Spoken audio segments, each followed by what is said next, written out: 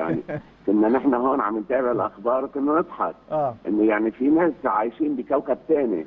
هيدي بطوله الفيفا اعلن عنها الشهر الماضي، ونزل الجدول على موقع الاتحاد الدولي، وانفانتينو رئيس الاتحاد يعني ارسل تحدث تهنئه باكثر للنادي من الاهلي. مناسبه عن اهميتها، واعلنت الفرق المشاركه بحل جديد للبطوله، لانه السنه الجاي البطوله اللي رح تصير اللي بامريكا بطوله بتضم 32 فريق. فهالسنه تحولت البطوله الى القاب متنقله لعند الوصول للمباراه النهائيه لكاس العالم للانديه. يعني كل لقب، كل مباراه لقب الى كاسها والى جائزتها الماليه.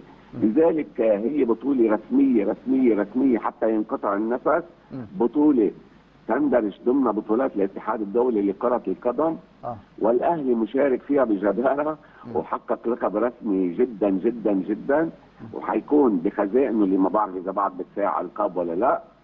لذلك كل ما نشكك بالبطولة بيحتاج انه يعيد النظر بمعلوماته الرياضية.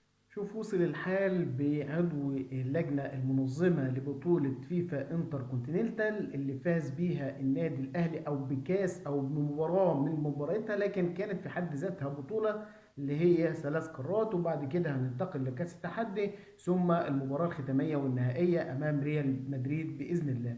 الراجل طلع بيتكلم بيقول المشككين في البطولة دول عايشين في عالم موازي أو عالم تاني غير العالم اللي احنا عايشين فيه. البطولة من تنظيم رسمي للفيفا، كل شيء من تنظيم الفيفا، الميداليات، الكاس، كل شيء مسؤول عنه الفيفا مسؤولية تامة، والنادي الأهلي هياخد فلوسه من الفيفا وكل شيء، وإنفانتينو وتهنئته للنادي الأهلي كمان تكملة البطولة، وإنفانتينو هيكون موجود وفي قطر والدنيا دي كلها والليلة دي كلها سعادتك. ويجي عندنا بعض المشككين بعض المدلسين وانهم مستكترين ان النادي الاهلي يكون في بطوله زي كده ويفوز بيها، من الرغم ان هم اي بطوله حتى لو دوره رمضانيه بيفوزوا بيها بيخلوها اقوى من جميع البطولات اللي شارك فيها النادي الاهلي، لدرجه ان تخليك ان الكونفدراليه اقوى من دوري الابطال والدوري المحلي اقوى من دوري الابطال.